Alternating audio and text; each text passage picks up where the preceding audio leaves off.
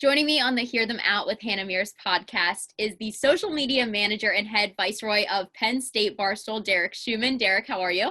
I'm great, Hannah. How are you? I'm good. Enjoying quarantine the best I can, I suppose. How about you? Just making the best out, taking it day by day, controlling what you control, and then just whatever the circumstances are, just handle and just keep moving on. Right. That's all we can do. And I think that's what everybody's doing in this time. But I'm really excited to have you on today because you've had a really unique opportunity at Penn State to take an account that essentially started from nothing and is now exploding from 73,000 plus followers on Twitter, almost 200,000 followers on Instagram, Penn State Barstool. We love to laugh at it. We love to look at it. It gives us great content, whether it's sports or people doing dumb things. And you're essentially the mind behind all that. So where did that start for you? Well, my story is, I guess, almost 4 years ago now, which is absolutely crazy. Dave Portnoy, the president of Barstool Sports, El Prez, for some reason, followed me on my personal Twitter account, still follows me this day. That's the biggest flex I have. Yeah, right? I don't mean anything, but that's the biggest flex. Who's your favorite follower? Well, now that you ask. Well, but yeah, I guess now that I work there, it doesn't really carry as much weight because he follows everyone there. But before I got a full-time off from Barstool Sports, 4 years ago, back at the time, Penn State won the Big Ten title. They're going to the Rose Bowl. I was lucky enough to see an opening for the Penn State Barstool account. Was interested in running this account, apply here. I applied here. In the email, I just flexed my follow from Portnoy, and then a couple hours later, I heard back, and with very vague instructions. It's just like represent the country, represent the company well, and and the country. Come on, we all love it. Like whatever. yeah, represent America in their best interest. But yeah, no instructions. That was it. Represent the company and don't mess up. A little more vulgar than don't mess up. Right. And that was it. And I was hooked. And I had no idea what to do, no sense of direction. Like, I barely post on my own personal social media to begin with. My Instagram only has like 40 posts, I think. And like Twitter, like I have a couple hundred tweets, but like it's nothing where I'm like tweeting like nonstop every day. I'm just like, oh my God, like how do I do this? But slowly but surely, I figured out like what's funny, what's not, what do people find shareable, what do people find noteworthy, and a lot of trial and error, whole lot of error. And then after a while, it catches on, people like it, and it's now just growing. And I never would have like imagined 3 years ago where I'd be at right now, and it's truly life-changing. That's just not an expression, like it has truly changed my life. How does it make you feel as a person, though, that like something that is life-changing for you was making other people look really stupid? Like, to be honest, every time we go on Barstool, it's like people doing the dumbest things, and I love it. I mean, like my mom follows that account and is like, you guys are so stupid at Penn State or like Barstool, the people that go on there. So do you feel a little less of yourself as a person knowing that you're getting all this clout from making other people look bad? I wouldn't say making other people feel bad, but at the end of the day, like Penn State is just an absurdly wild and weird place. There's no other place like it in the world, and that's just not speaking from the fact that I just spent the last 5 years there. Right. There's always something going on that just makes people who are like not that familiar with the campus and the student body be like, wait, what? Like kids, like having a Taco Bell vigil, or kids riding downtown because someone posts a picture of a clown on the side of an apartment building. It's just like, I've experienced that, okay? And the clown thing, like there were people, like mobs, running through campus, like through the dorms and everything, like people like, let's get these clowns. But then there's people behind the scenes being like, I'm so terrified for my life right now. Like Penn State is just absurd. So I'm glad you guys got the full like inside scoop on how terrible that experience was. And it was just great that, like Barstool gave me and my other teammates this platform where we can just showcase how absurdly wild and chaotic and just plain weird, Penn State and Penn State students are. There's truly nothing like it. From, the weird stuff you see at tailgates to the weird things that kids bring into student sections to, just the weird things that go on at a bar or at a frat. It's just, it never stops. It's just a constant, like, just source of just so much weird and, you know, I don't even say awesome, but it's just like, just makes you think like, oh my God, like this is Penn State. I'm like, well, yeah, this is Penn State from someone who like actually like goes there. I'm like, this is what we experience on like a daily to weekly basis. And I know for me, like being a student at Penn State, something that happened recently was the Taco Bell visual, and the amount of people that know me but don't go to the university, like family members and friends that were reaching out being like, do you know your school is trending right now for a visual in Taco Bell? And there is a pandemic going on and we're talking about praying in front of Taco Bell. Like, what was that like getting to cover like students going to Taco Bell and praying? Well, I mean, just the whole like point of it. I mean, like if it was like the biggest inside joke that you can possibly have, where 40,000 people were in on it, and then everyone else was like, "Wait, what?" But again, like we post the Facebook event of it, and it's like 10 people are interested, so and so, whatever. But it's happening, and then you know, people are like, oh, I like this joke. I'm in on the joke. And then a couple people say they're going. And then those people tell another people to go. And then, you know, it just keeps spreading and spreading to the point where like hundreds of kids are showing up and they're having like candlelit vigils. They're laying flowers down. They're just being the most extra that you can be. And to a college student, it's just funny. And it's like really a thing where like you had to really be there to just understand the magnitude. And it's just like, we've all been to that Taco Bell like late at night on a Friday or Saturday. And it's not the most appealing place. Like you would not at all, especially when you're walking in there and people are just like belligerent, like sitting on tables and like falling over and you're like, oh my God, that person should have been home a long time ago. Or like it's just a greasy place in general to be, but like everybody had that one moment that like, they had to go pay their respects to at Taco Bell. Exactly. And it's just like, I mean, I guess it was midterm week. People were stressed out. Like they just wanted to look for something to do. And it was something. And of course, anything that Penn State does, they go big, or they don't like that's of course. So of course they just make it the most extra thing ever, and then lo and behold, it's national news. And like I don't think if Barstool posted that Facebook ad or Facebook event type screenshot, it would have never gotten the attention that did. And it's just like crazy to see like chain reactions. And then like again, it's just like I never would imagine like that's what cloud is, and then like that's not gonna sound like any cocky way, but like making a national news story out of something so like ridiculous and absurd. That's where we are. That's the current state of Penn State. And Penn State Barstool has sort of now like a theme of doing that, I guess, like the bar competition where Champs won Barstool Best Bar, and then the Jonas Brothers like become this sensation at Penn State, as if like they're like, yeah, we would have went to Penn State, like we would have been there putting on concerts and performances.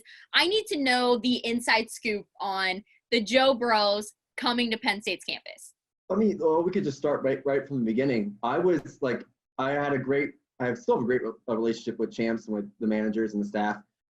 I was very uncomfortable doing Barstool Best Bar for Penn State, but the Barstool HQ saw that, oh, Penn State, it has such a big following, it has such a big account, like there's definitely a really good bar scene there.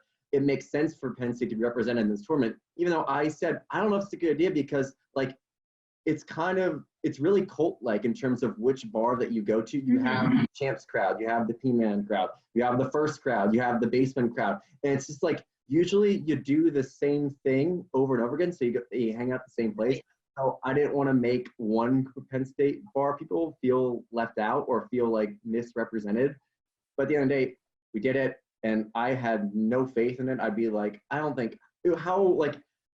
I just thought the whole premise of trying to get random people who weren't even 21, who didn't even go to Penn State, like didn't even know what Champs was, to tweet hashtags. I mean, it picks up steam, and then Dante, the Champs manager, pulls a Hail Mary for the first round, gets Joe involved. He, of course, goes above and beyond anything that's asked. And then he gets his brothers involved. Then he gets their wives involved. And then, lo and behold, days turn to weeks.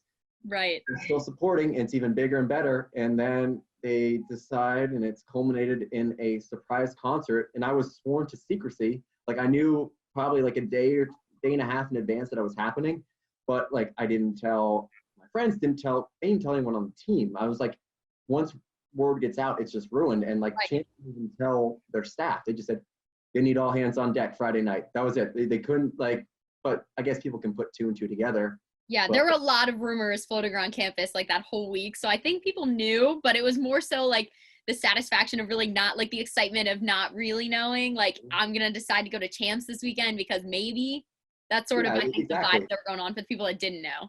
And I already had, like, my weekend was already planned out in advance before that thing ever happened. They came on a Friday night and it was decided like during the day Thursday.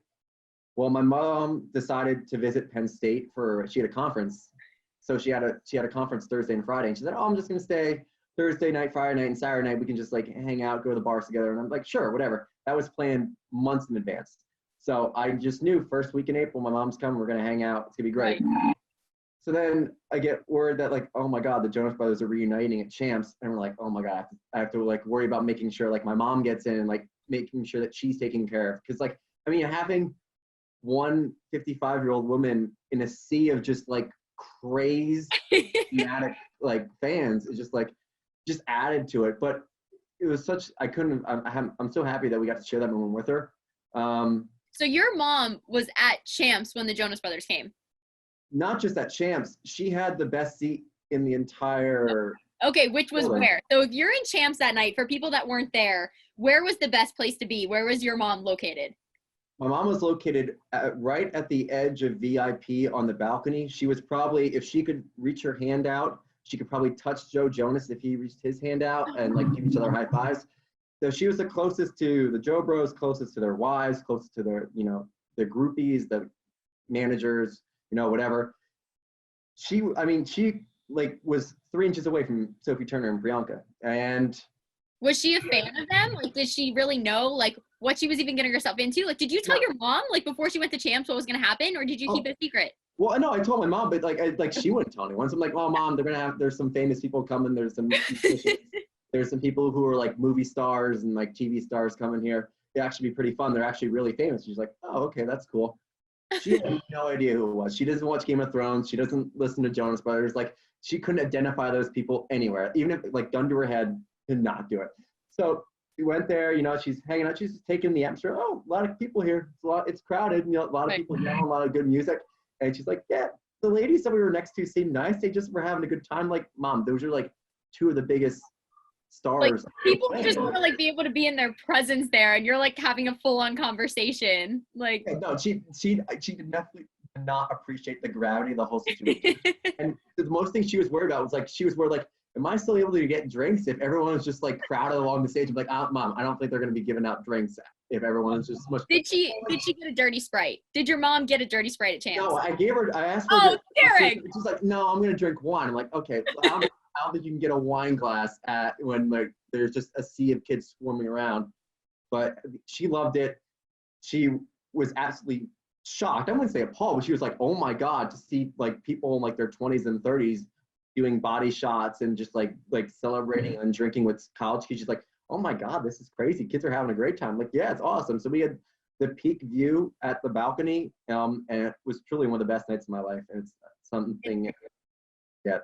I love that your mom was just casually like sipping on wine while Sophie Turner is pouring body shots on people on the bar. And she's like sucking her 3 jewels at one time, and right. And Priyanka's just like they were just very happy. That's it.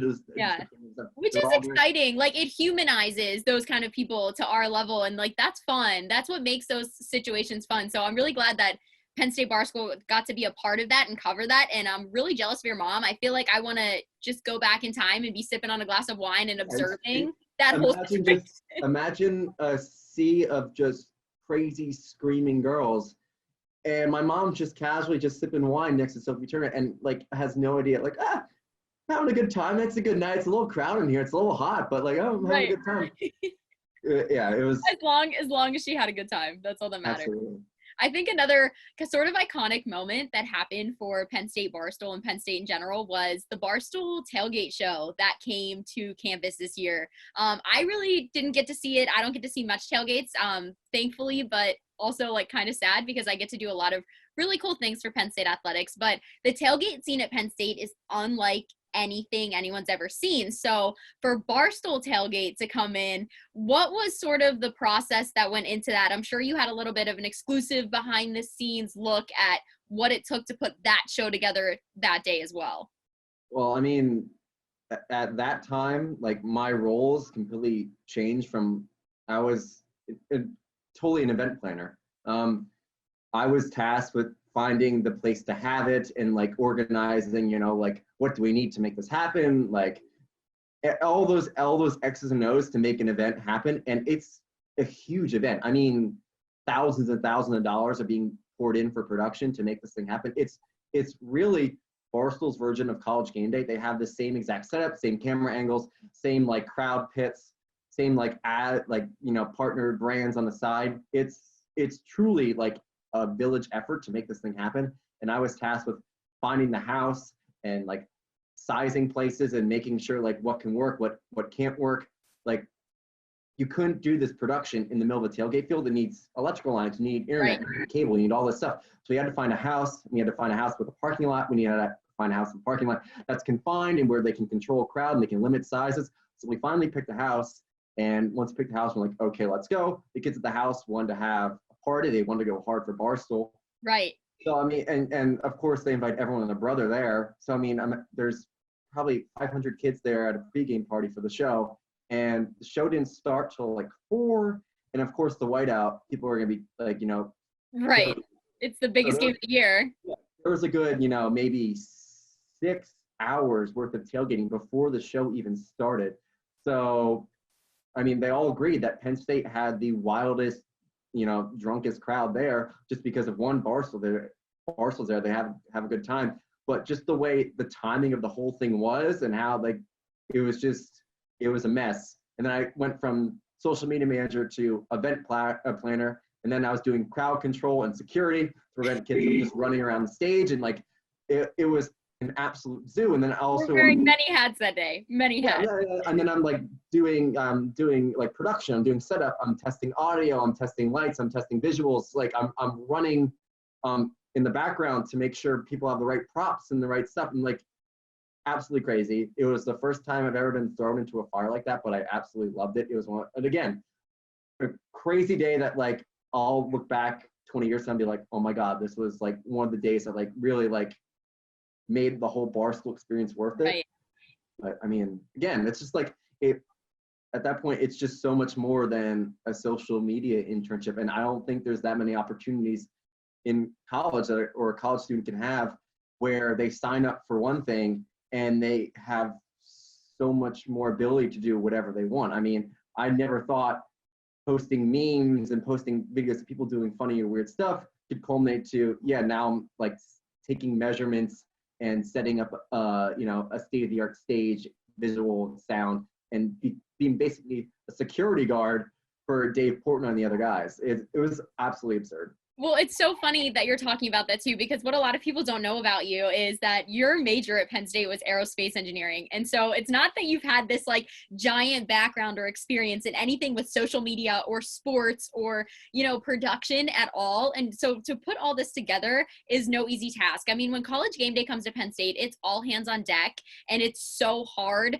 for everyone to put together, but it's so worth it. So props to you for that. But what is it like sort of having to switch over from like aerospace engineering to being this like Barstool guy, like two totally different people on the spectrum? Well, I mean, it's good in some ways, and it's just completely difficult in other ways. I mean, the one good thing is that like my work will never interfere with Barstool will never interfere with my schoolwork.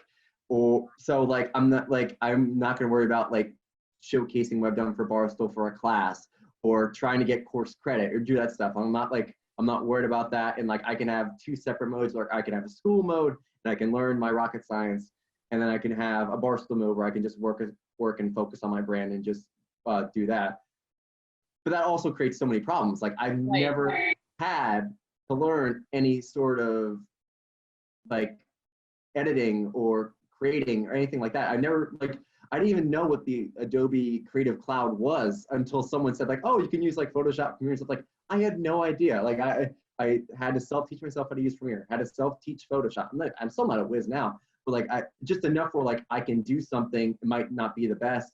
It might take me much longer than the normal person, but like I can still do it. But self-teaching that, even just self-teaching social media. Like I didn't know the ins and outs of Instagram or Twitter and TikTok, but Right. like they don't teach that in the aerospace engineering curriculum at Penn State. No, I don't think they do. No. I mean, They should. I approach. I mean, speaking of that, I'm taking an art class that's basically just creating visuals for social media. I found that was a really weird elective that I was able to take, but like, hey, I'm doing well in it. There you go. But at the end of the day, like it just, again, just like self-teaching yourself and just like making the best of the situation. Like I wanted to do it. I had the drive to do it. So I might as well teach myself because I mean, who else is going to do it? I mean, I can add other people, but at a time when it's just me running the show or it's my responsibility to get something done, it has to be done either way. So you might as well just teach yourself to do it. Well, besides taking Barstool Sports to the moon one day, because I know this aerospace engineering degree is going to come full circle eventually. I can just see that happening already. I think that would be a really fun way to put on it, just throwing that out there. But where exactly do you hope to see Penn State Barstool grow? Because you are going to have to move on eventually. You did potentially get a job at headquarters, which is awesome. Props to you. But this is sort of your baby, Penn State Barstool. So like, how are you going to give it up, and whose hands are we leaving Penn State Barstool in? Well, I'm leaving them in very, very reliable hands. I mean, one of the people who I'm passing the baton off to also has an internship lined up at Barstool HQ. So they know what they're doing. They know their stuff. And they're all just eager, hungry people wanting to just make something of themselves and, build this little baby that we all have together and just keep growing, whether that's finding the next social media platform or, capitalizing off the next trend. I mean, who knows how long we're going to be stuck in our homes for. So we might as well adapt and find funny, creative, shareable ways to make that experience enjoyable.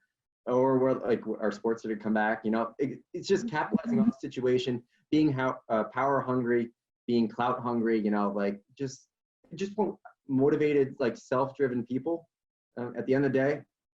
So it's been working so far. What the framework has been set.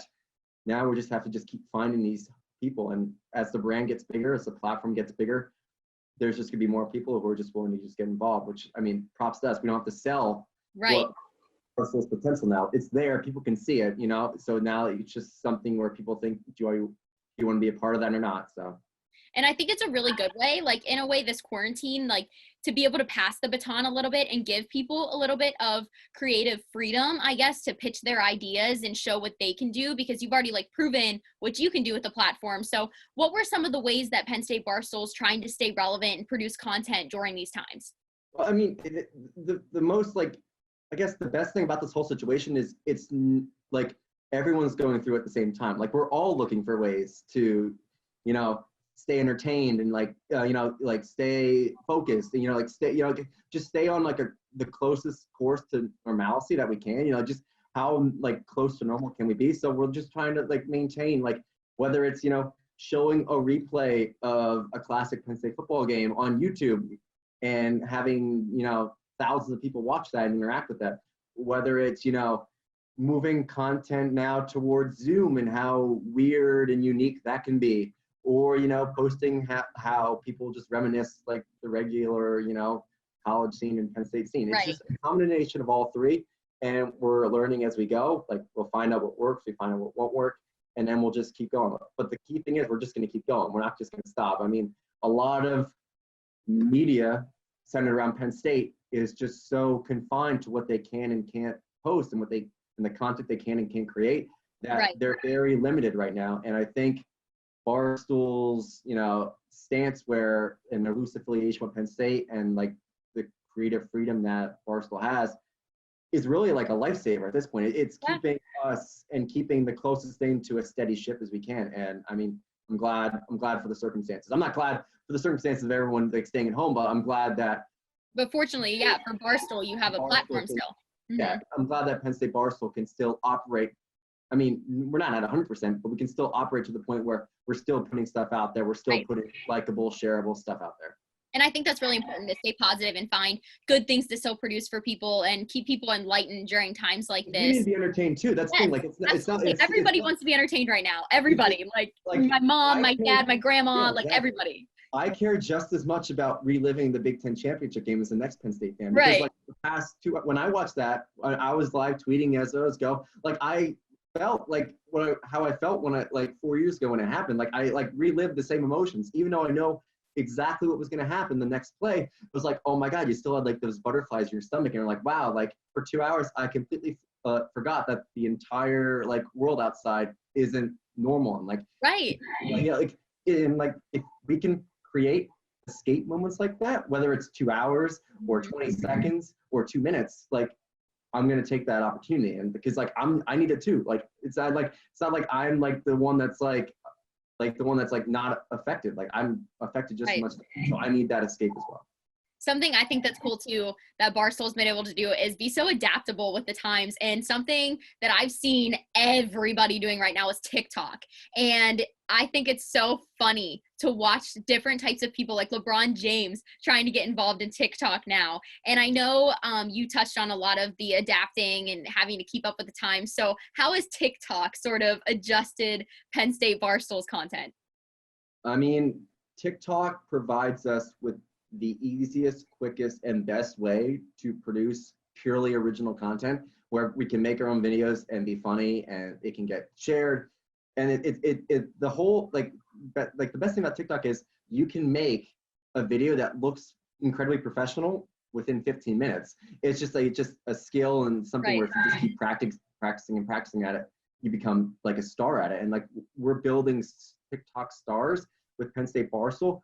Just the hardest thing out there is just putting yourself out there. It's, I mean, if you're willing to just take that step to put yourself out there and be a little goofy, or, you know, like show that a side of you that like you feel vulnerable, but if you're able to do that, you know, take advantage of it, I mean, it works wonders. I mean, there's no other Penn State account that's on TikTok like us. And like, that's obviously the next thing is give it a couple months and you're gonna see more Penn State accounts on there. Right. I mean, we took the initiative, I mean, back in the fall, like middle of the football season where we saw TikTok's potential and slowly but surely figured out what works and what doesn't. And here we are 33,000 followers later. I mean, it's growing quicker than any of our social media platforms.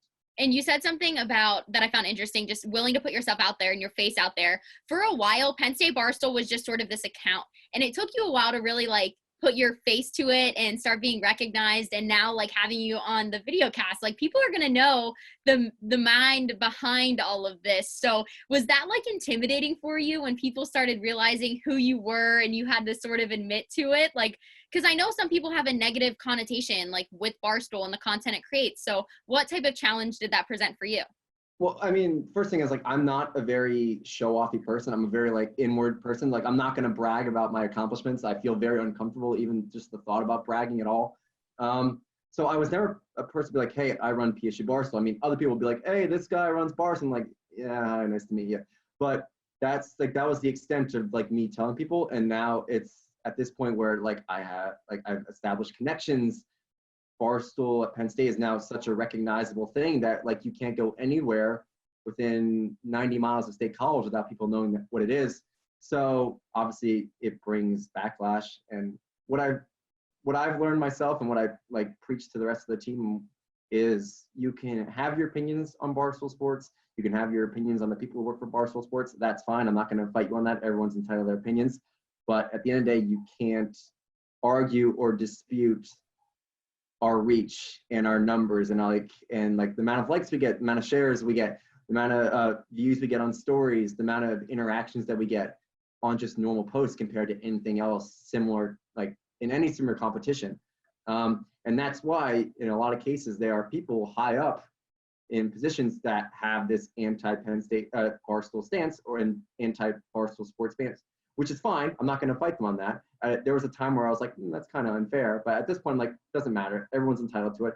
But behind closed doors or in the DMs, you have, hey, can you help us out? Can you do this? Right. Like, oh, yeah. There's always those people that are going to be two-faced being like, I hate that. But then like, hey, I need this retweet from you. Like, exactly. Like, we really need help, like getting people aware of like this event that's going on. So can you like do it? And we're just like, and like it's like it's so easy to be like, nah, like whatever. We know that you like diss us all the time, or we know that like what you say about us.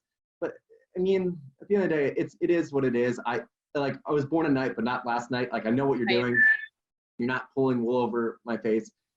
I kind of enjoy that. Like that's kind of like one of like the best things about this, where Like it's the like self-satisfaction a little bit of like, you hate me, but you love me. it's Sorry. Like, you hate me, but you hate, like you need me, and like that's the thing. Like it must take a lot for someone who doesn't necessarily like something to ask that person or that group right. or that platform for help, because clearly that's like one of the biggest compliments I think like me and my teammates can have, is that there's people who can like say like, we don't like this sort of post that you guys did, or we don't like this, and then be like, hey, but you guys like, you know. But people are never going to be happy either. Like everybody's always going to have their negative things to say. I get negative feedback all the time, and I think that's just as good as the positive feedback, because it's like, good, I like to know what people like and don't like. You can say things about me, like that's great. Like I'm not perfect, so I really respect the fact that you're aware of that and you accept it, but you're still going to do you anyway.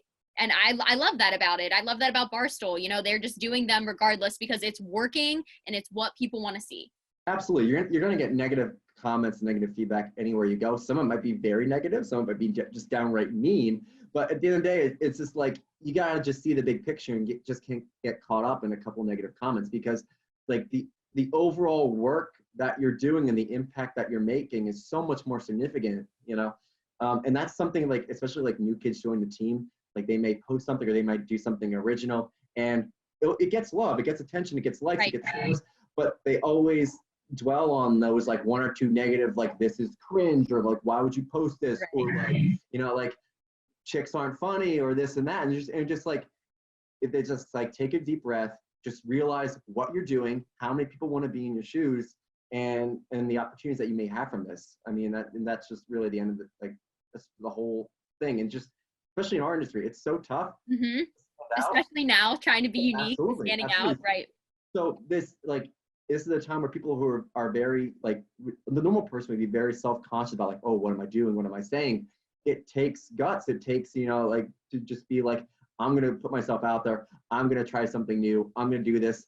Whether it works or whether it just burns in my face, it doesn't matter. I'm still going to try and keep trying new things. That should never deter you. Like, because once you're deterred, especially in this life and in this work, I mean, you're done. And so you always have to be like just trying new things and experimenting new things, and just keep those creative juices flowing.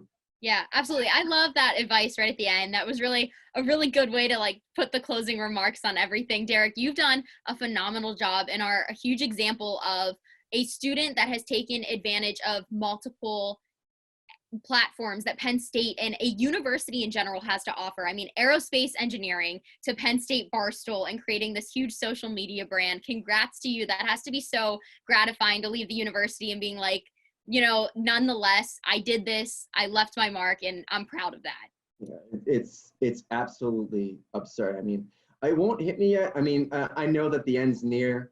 I've been ready for that for the past couple of months, but like, I don't think I'm truly going to understand just how unique my college experience was. I mean, I was just a number in the aerospace engineering department. I still am. I don't like I'm just, you know, go in there, do my work, do the exams, you know, submit the projects and leave. Like that's what I've been for the past 5 years. But I mean, with Barstool, I mean, I was able to do something and build something that will last and that people will remember. And just like the sheer thought that like I might have helped build something that is lasting and will be a legacy is just I can't wrap my head around it. But I mean, to leave off with, the one thing I want to stress is just to be real and honest, because I found that has been the most successful thing. Why Barstool is so successful is because it's real, it's honest, it's raw. It may not be for everyone, but a lot of people just crave realness. I mean, there's a reason why reality TV shows are more in demand than ever before. I mean, it's not that we want to admit that we watch reality TV, but everybody goes home and turns on the Kardashians just to make sure they know what they're up to. Like, it's fun, it's entertaining, and everybody loves the crazy things that people are doing in their lives because it makes them feel a little less terrible about their life, I think. Exactly. It's the importance of reality TV. No, exactly. And then like that's the whole, like the same premise is why Barstool and PSU Barstool is so successful. I mean, we have the freedom to create and share whatever we want. I mean, obviously there's limits on everything, but I mean, you won't find a more real and raw and authentic experience than what you'll have with Barstool Penn State. And I wrote down a note and I want to remember. I think I just cut this out. I want to be because I wrote down 3 times. Okay. All right, I'm back. Okay.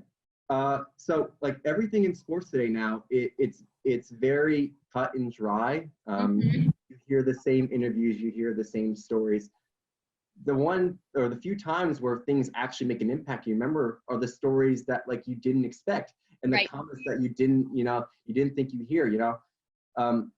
Everyone expects cookie cutter answers when someone shoves a microphone in an athlete's face or a celebrity's face. You're not like, it's those interviews, it's those stories where they don't say what's expected, or it's where you actually establish a connection with the person you're interviewing with, and the person doesn't feel interviewed, is when truly special moments can happen. And that's what at least kids our age should strive to do. I mean, there's countless examples right now. Like XFL is one where you can just see raw emotion and raw insight and this immediate insight from the players and the coaches itself. And like, that's what fans want. Exactly what people want to see. Absolutely.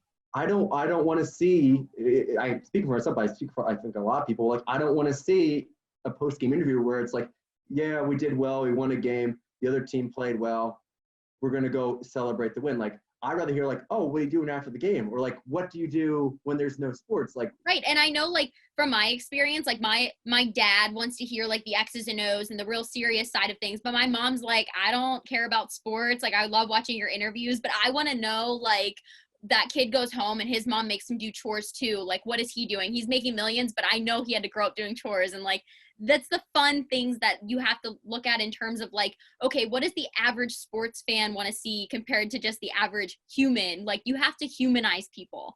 Like, you have to realize that. Exactly. And that's, I think, what's going to like keep sports going. I mean, at the end of the day, they're human beings. Like, we're all human beings. And it's like, it's such an easy concept to think about, but then to actually implement them, I don't understand why. But like, when you treat human beings like human beings, you get positive results. When you treat them like a robot, or you expect someone to act like a robot and just say, cookie cutter, straight faced answers, like, it's not gonna get a rise out of anyone. It's not gonna be shareable. People aren't gonna like go on social media and talk about that. They're gonna talk about the interviews where a guy curses, or a guy like brings up something in his family, or like brings up a struggle that he had, or a unique funny story.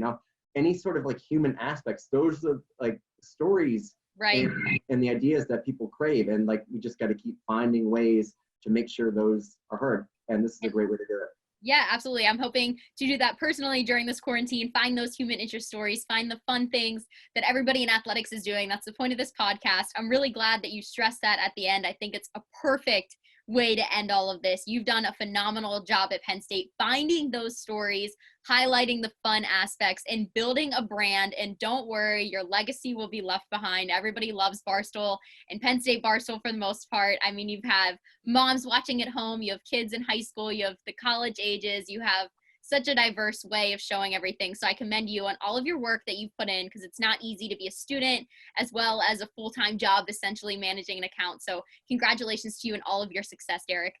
Oh, thank you so much. I had the best college job I could ever ask for, and it led me to amazing people with amazing stories. And I'm so glad that Penn State Barstool was able to connect us. For sure. I'm looking for so much more content coming from Penn State Barstool in years to come. This has been Hear Them Out with Hannah Mears, joined by Derek Shuman of Penn State Barstool.